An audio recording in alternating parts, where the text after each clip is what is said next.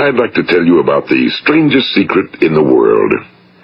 Some years ago, the late Nobel Prize-winning Dr. Albert Schweitzer was being interviewed in London, and a reporter asked him, "Doctor, what's wrong with men today?" And the great doctor was silent a moment, and then he said, "Men simply don't think." It's about this that I want to talk with you. We live today in a golden age. This is an era that man has looked forward to, dreamed of, and worked toward for thousands of years. But since it's here, we pretty well take it for granted. We in America are particularly fortunate to live in the richest land that ever existed on the face of the earth, a land of abundant opportunity for everyone. But do you know what happens? Well, let's take 100 men who start even at the age of 25. Do you have any idea what will happen to those men by the time they're 65? These 100 men who all start even at the age of 25 believe they're going to be successful. If you ask any one of these men if he wanted to be a success, he'd tell you he did. And you'd notice that he was eager toward life, that there was a certain sparkle to his eye, an erectness to his carriage, and life seemed like a pretty interesting adventure to him. But by the time they're 65, 1 will be rich. 4 will be financially independent. 5 will still be working. 54 will be broke. Now think a moment. Out of the 100, only 5 make the grade. Now why do so many fail? What has happened to the sparkle that was there when they were 25? What's become of the dreams, the hopes, the plans? And why is there such a large disparity between what these men intended to do and what they actually accomplished? When we say about 5% achieve success, we have to define success. And here's the best definition I've ever been able to find. Success is the progressive realization of a worthy ideal. If a man is working toward a predetermined goal and knows where he's going, that man is a success. If he's not doing that, he's a failure. Success is the progressive realization of a worthy ideal. Rollo May, the distinguished psychiatrist, wrote a wonderful book called Man's Search for Himself. And in this book he says, the opposite of courage in our society is not cowardice. It is conformity. And there you have the trouble today. It's conformity, people acting like everyone else without knowing why, without knowing where they're going. Now think of it. In America right now, there are over 18 million people 65 years of age and older. And most of them are broke. They're dependent on someone else for life's necessities. Now, we learn to read by the time we're 7. We learn to make a living by the time we're 25. Usually by that time, we're not only making a living, we're supporting a family. And yet, by the time we're 65, we haven't learned how to become financially independent in the richest land that has ever been known. Why? We conform. And the trouble is that we're acting like the wrong percentage group, the 95 who don't succeed. Now, why do these people conform? Well, they really don't know. These people believe that their lives are shaped by circumstances, by things that happen to them, by exterior forces. They're outer-directed people. A survey was made one time that covered a lot of men, working men, and these men were asked, "Why do you work? Why do you get up in the morning?" 19 out of 20 had no idea. If you ask them, they'll say, well, everyone goes to work in the morning, and that's the reason they do it, because everyone else is doing it. Now let's get back to our definition of success. Who succeeds? The only person who succeeds is the person who is progressively realizing a worthy ideal. He's the person who says, I'm going to become this, and then begins to work toward that goal. I'll tell you who the successful people are. A success is the school teacher who's teaching school because that's what he or she wants to do. The success is the woman who's a wife and mother because she wanted to become a wife and mother and is doing a good job of it. The success is the man who runs the corner gas station because that was his dream. That's what he wanted to do. The success is the successful salesman who wants to become a top-notch salesman and grow and build with his organization. A success is anyone who is doing deliberately a predetermined job because that's what he decided to do deliberately. But only 1 out of 20 does that. That's why today there isn't really any competition unless we make it for ourselves. Instead of competing, all we have to do is create. You know, for 20 years I looked for the key which would determine what would happen to a human being. Was there a key I wanted to know which would make the future a promise that we could foretell to a large extent? Was there a key that would guarantee a person's becoming successful if he only knew about it and knew how to use it? Well, there is such a key, and I've found it. Have you ever wondered why so many men work so hard and honestly without ever achieving anything in particular, and others don't seem to work hard and yet seem to get everything? They seem to have the magic touch. You've heard them say that about someone. Everything he touches turns to gold. And have you ever noticed that a man who becomes successful tends to continue to become successful? And on the other hand, have you noticed how a man who's a failure tends to continue to fail? Well, it's because of goals. Some of us have goals, some don't. People with goals succeed because they know where they're going. It's that simple. Think of a ship leaving a harbor, and think of it with the complete voyage mapped out and planned. The captain and crew know exactly where it's going and how long it'll take. It has a definite goal. Now, 9,999 times out of 10,000, it will get to where it started out to get. Now, let's take another ship, just like the first, only let's not put a crew on it or a captain at the helm. Let's give it no aiming point, no goal, no destination. We just start the engines and let it go. I think you'll agree with me that if it gets out of the harbor at all, it will either sink or wind up on some deserted beach, a derelict. It can't go anyplace because it has no destination and no guidance, and it's the same with a human being. Take the salesman, for example. There's no other person in the world today with the future of a good salesman. Selling is the world's highest paid profession, if we're good at it and if we know where we're going. Every company needs top-notch salesmen, and they reward those men. The sky's the limit for them. But how many can you find?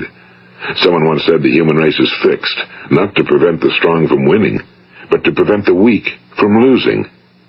The American economy today can be likened to a convoy in time of war. The entire economy is slowed down to protect its weakest link, just as the convoy had to go at the speed that would permit its slowest vessel to remain in formation. That's why it's so easy to make a living today. It takes no particular brains or talent to make a living and support a family today. So we have a plateau of so-called security, if that's what a person's looking for. But we do have to decide how high above this plateau we want to aim. Now let's get back to the strangest secret in the world, the story that I wanted to tell you today. Why do men with goals succeed in life and men without them fail? Well, let me tell you something which, if you really understand it, will alter your life immediately. If you understand completely what I'm going to tell you from this moment on, your life will never be the same again. You will suddenly find that good luck just seems to be attracted to you. The things you want just seem to fall in line, and from now on you won't have the problems, the worries, the gnawing lump of anxiety that perhaps you've experienced before. Doubt, fear, well, they'll be things of the past. Here's the key to success, and the key to failure. We become what we think about.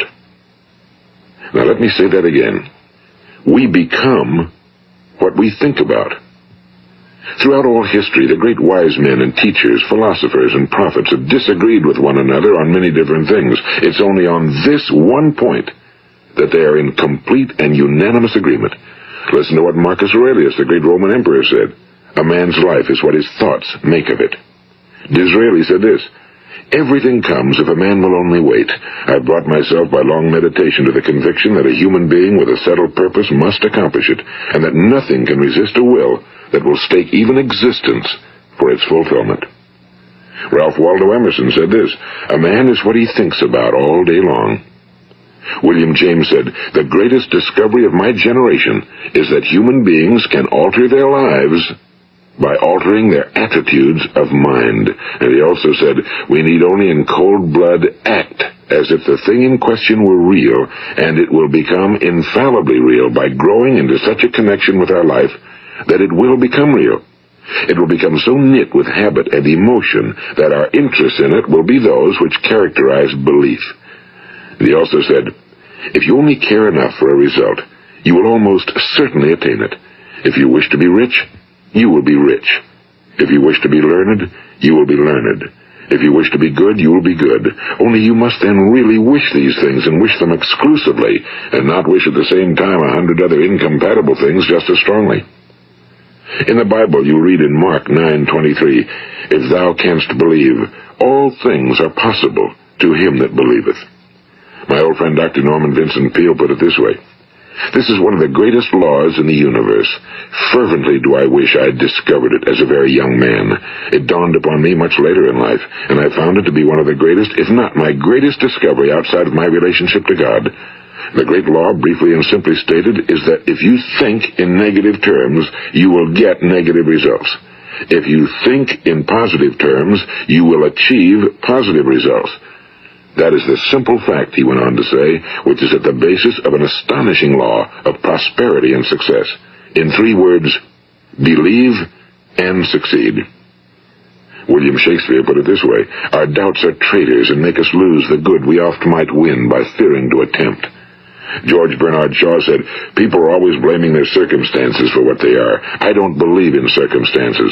The people who get on in this world are the people who get up and look for the circumstances they want, and if they can't find them, make them. Well, it's pretty apparent, isn't it? And every person who discovered this for a while believed that he was the first one to work it out. We become what we think about. Now, it stands to reason that a person who's thinking about a concrete and worthwhile goal is going to reach it, because that's what he's thinking about, and we become what we think about.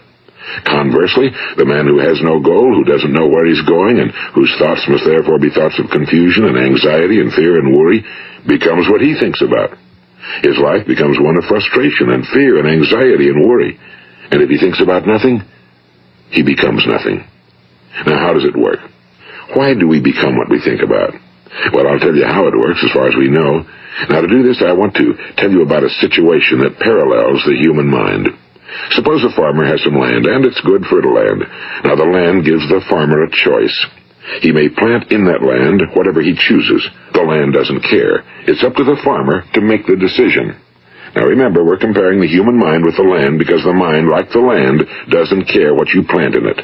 It will return what you plant, but it doesn't care what you plant. Now let's say that the farmer has 2 seeds in his hand. One is a seed of corn, the other is nightshade, a deadly poison. He digs 2 little holes in the earth and he plants both seeds, one corn, the other nightshade. He covers up the holes, waters, and takes care of the land, and what will happen? Invariably the land will return what's planted. As it's written in the Bible, as ye sow, so shall ye reap. Now remember, the land doesn't care. It'll return poison in just as wonderful abundance as it will corn. So up come the 2 plants, one corn, one poison. Now, the human mind is far more fertile, far more incredible and mysterious than the land, but it works the same way. It doesn't care what we plant. Success, failure. A concrete, worthwhile goal, or confusion. Misunderstanding, fear, anxiety, and so on. But what we plant, it must return to us. You see, the human mind is the last great unexplored continent on Earth. It contains riches beyond our wildest dreams. It will return anything we want to plant. Now, you might say, well, if that's true, why don't people use their minds more? Well, I think they figured out an answer to that one, too. Our mind comes as standard equipment at birth. It's free, and things that are given to us for nothing we place little value on. Things that we pay money for, we value.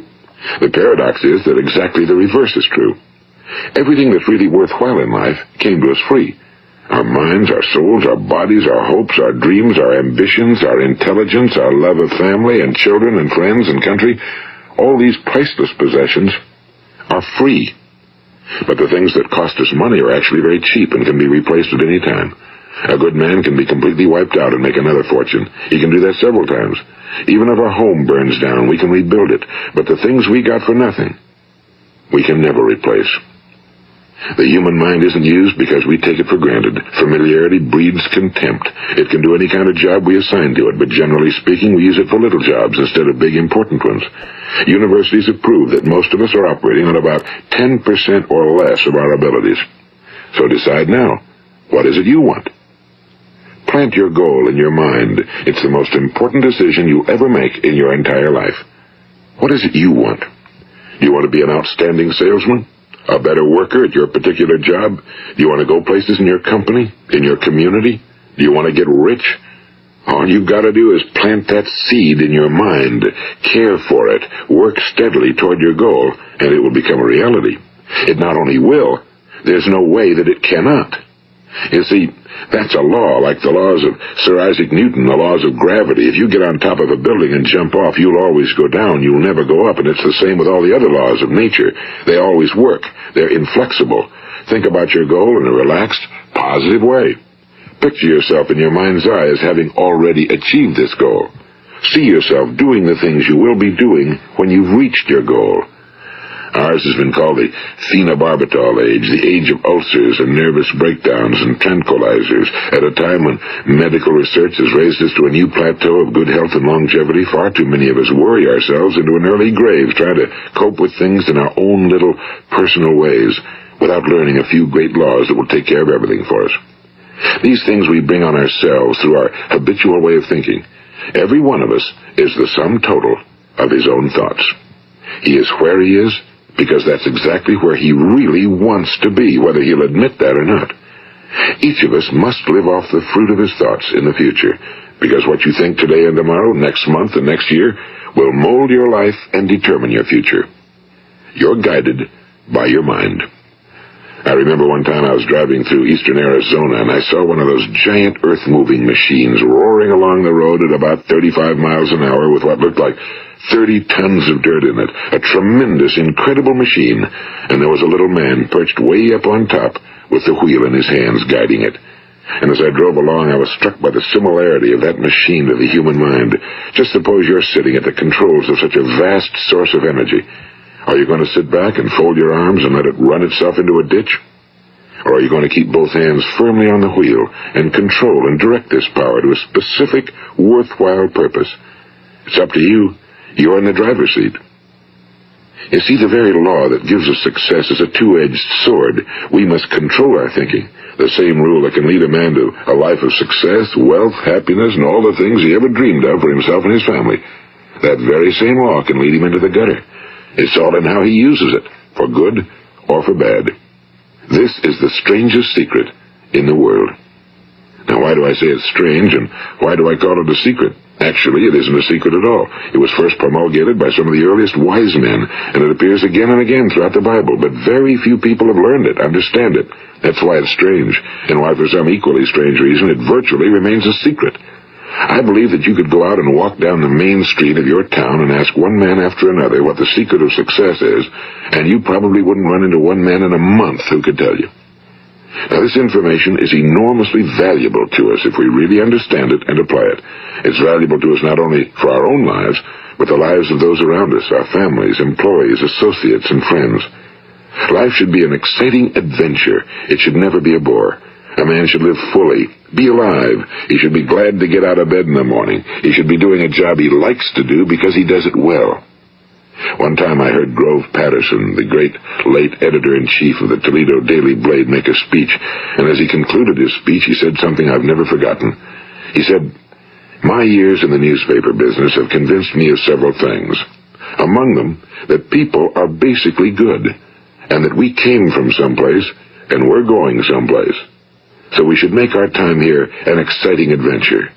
The architect of the universe didn't build a stairway leading nowhere." And the greatest teacher of all, the carpenter from the plains of Galilee, gave us the secret time and time again. As ye believe, so shall it be done unto you. I've explained the strangest secret in the world and how it works. Now, on this side, I want to explain how you can prove to yourself the enormous returns possible in your own life by putting this secret to a practical test. I want you to make a test that will last 30 days. It isn't going to be easy, but if you'll give it a good try, it will completely change your life for the better. Now, back in the 17th century, Sir Isaac Newton, the English mathematician and natural philosopher, gave us some natural laws of physics which apply as much to human beings as they do to the movement of bodies in the universe. And one of these laws is that for every action, there is an equal and opposite reaction. Simply stated, as it applies to you and me, it means we can achieve nothing without paying the price. The results of your 30-day experiment will be in direct proportion to the effort you put forth. To be a doctor, you must pay the price of long years of difficult study. To be successful in selling, and remember that each of us succeeds to the extent of his ability to sell. Selling our families on our ideas, selling education in schools, selling our children on the advantages of living the good and honest life, selling our associates and employees on the importance of being exceptional people. To, of course, the profession of selling itself. But to be successful in selling our way to the good life, we must be willing to pay the price. Now, what is that price? Well, it's many things. First, it's understanding emotionally, as well as intellectually, that we literally become what we think about, that we must control our thoughts if we're to control our lives. It's understanding fully that as ye sow, so shall ye reap. Second, it's cutting away all fetters from the mind and permitting it to soar as it was divinely designed to do.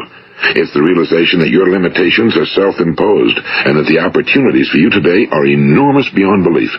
It's rising above narrow-minded pettiness and prejudice. And third, it's using all your courage to force yourself to think positively on your own problem, to set a definite and clearly defined goal for yourself, to let your marvelous mind think about your goal from all possible angles, to let your imagination speculate freely upon many different possible solutions, to refuse to believe that there are any circumstances sufficiently strong to defeat you in the accomplishment of your purpose, to act promptly and decisively when your course is clear, and to keep constantly aware of the fact that you are, at this moment, standing in the middle of your own acres of diamonds, as Russell Conwell used to point out. And fourth, save at least 10% of every dollar you earn. It's also remembering that no matter what your present job, it has enormous possibilities, if you're willing to pay the price. Now let's just go over the important points in the price each of us must pay to achieve the wonderful life that can be ours. It is, of course, worth any price. 1. You will become what you think about. 2. Remember the word imagination and let your mind begin to soar. 3. Courage. Concentrate on your goal every day. 4. Save 10% of what you earn. And 5. Action. Ideas are worthless unless we act on them. Now, I'll try to outline the 30-day test I want you to make. Keep in mind that you have nothing to lose by making this test and everything you could possibly want to gain. There are two things that may be said of everyone. Each of us wants something, and each of us is afraid of something. I want you to write on a card what it is you want more than anything else. It may be more money. Perhaps you'd like to double your income or make a specific amount of money. It may be a beautiful home. It may be success at your job. It may be a particular position in life. It could be a more harmonious family. Each of us wants something. Now write down on your card specifically what it is you want. Make sure it's a single goal and clearly defined. You needn't show it to anyone, but carry it with you so that you can look at it several times a day. Think about it in a cheerful, relaxed, positive way each morning when you get up, and immediately you have something to work for, something to get out of bed for, something to live for. Look at it every chance you get during the day and just before going to bed at night. And as you look at it, remember that you must become what you think about, and since you're thinking about your goal, you realize that soon it will be yours. In fact, it's yours really the moment you write it down and begin to think about it. Look at the abundance all around you as you go about your daily business. You have as much right to this abundance as any other living creature. It's yours for the asking. Now we come to the difficult part. Difficult because it means the formation of what is probably a brand new habit, and new habits are not easily formed. Once formed, however, it will follow you for the rest of your life. Stop thinking about what it is you fear. Each time a fearful or negative thought comes into your consciousness, replace it with a mental picture of your positive and worthwhile goal. And there will come times when you'll feel like giving up. It's easier for a human being to think negatively than positively. That's why only 5% are successful. You must begin now to place yourself in that group. For 30 days, you must take control of your mind. It will think about only what you permit it to think about. Each day for this 30-day test, do more than you have to do. In addition to maintaining a cheerful, positive outlook, give of yourself more than you've ever done before. Do this knowing that your returns in life must be in direct proportion to what you give. The moment you decide on a goal to work toward, you're immediately a successful person. You are then in that rare and successful category of people who know where they're going. Out of every 100 people, you belong to the top 5. Don't concern yourself too much with how you're going to achieve your goal. Leave that completely to a power greater than yourself. All you have to do is know where you're going. The answers will come to you of their own accord and at the right time. Remember these words from the Sermon on the Mount, and remember them well. Keep them constantly before you this month of your test. Ask, and it shall be given you. Seek, and ye shall find. Knock, and it shall be opened unto you. For every one that asketh receiveth, and he that seeketh findeth, and to him that knocketh it shall be opened. It's as marvelous and as simple as that. In fact, it's so simple that in our seemingly complicated world, it's difficult for an adult to understand that all he needs is a purpose and faith. For 30 days, do your very best. If you're a salesman, go at it as you've never done before, not in a hectic fashion, but with the calm, cheerful assurance that time well spent will give you the abundance in return you deserve and want. If you're a homemaker, devote your 30-day test to completely giving of yourself without thinking about receiving anything in return, and you'll be amazed at the difference it makes in your life. No matter what your job, do it as you've never done it before for 30 days.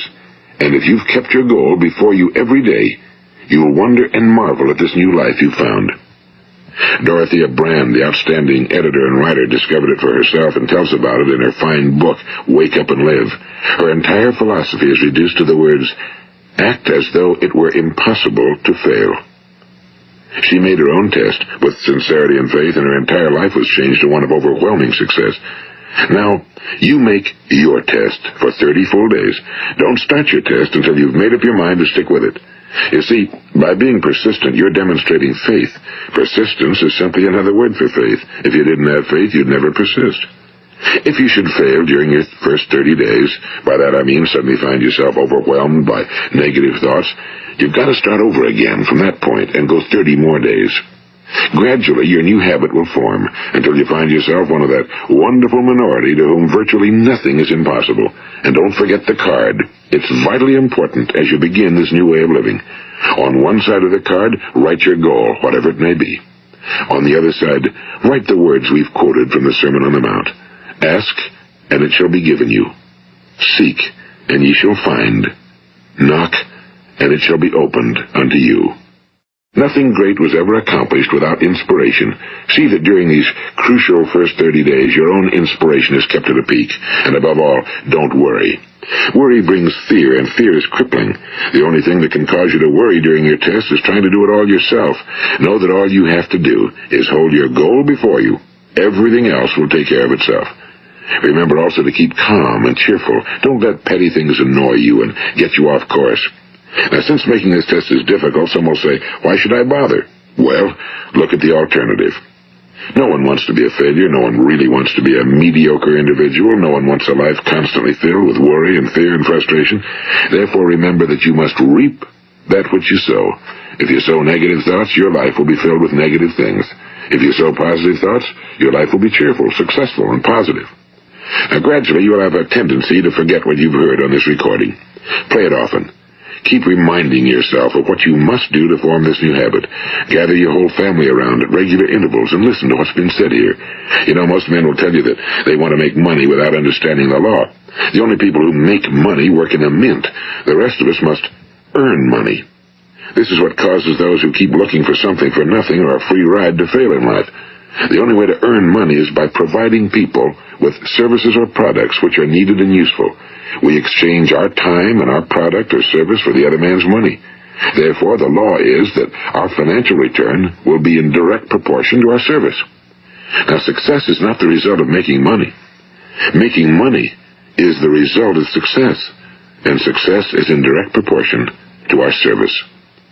Most people have this law backwards. They believe that you're successful if you earn a lot of money. The truth is that you can only earn money after you're successful. It's like the story of the man who sat in front of the stove and said to it, "Give me heat, and then I'll add the wood."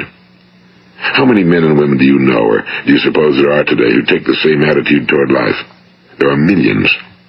We've got to put the fuel in before we can expect heat. Likewise, we've got to be of service first before we can expect money. Don't concern yourself with the money. Be of service. Build, work, dream, create. Do this, and you'll find there's no limit to the prosperity and abundance that will come to you. Prosperity, is founded upon a law of mutual exchange. Any person who contributes to prosperity must prosper in turn himself.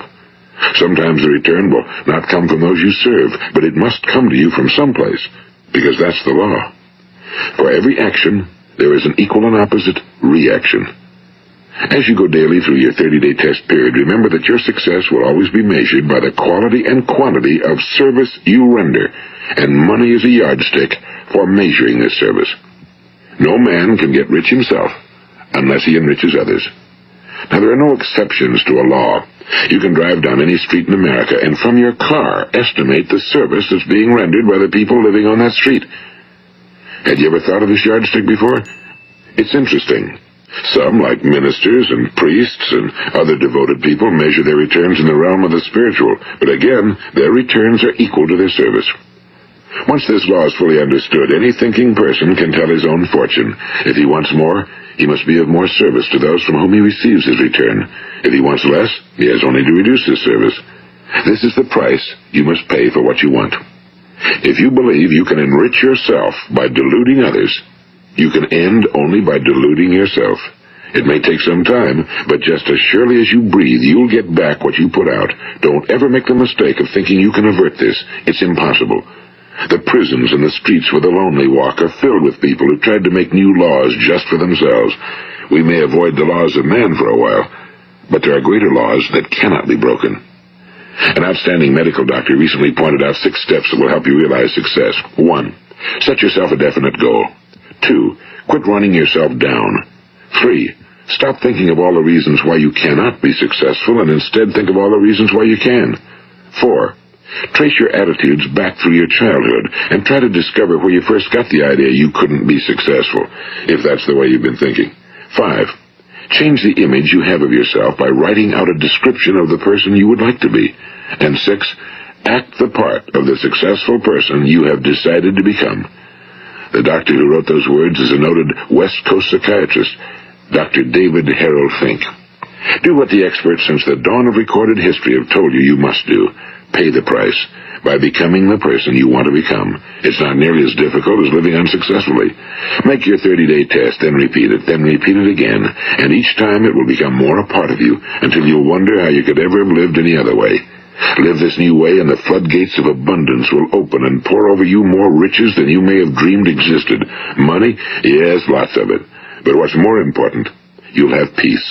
You'll be in that wonderful minority who lead calm, cheerful, successful lives. Start today. You have nothing to lose, but you have a whole life to win. This is Earl Nightingale, and thank you.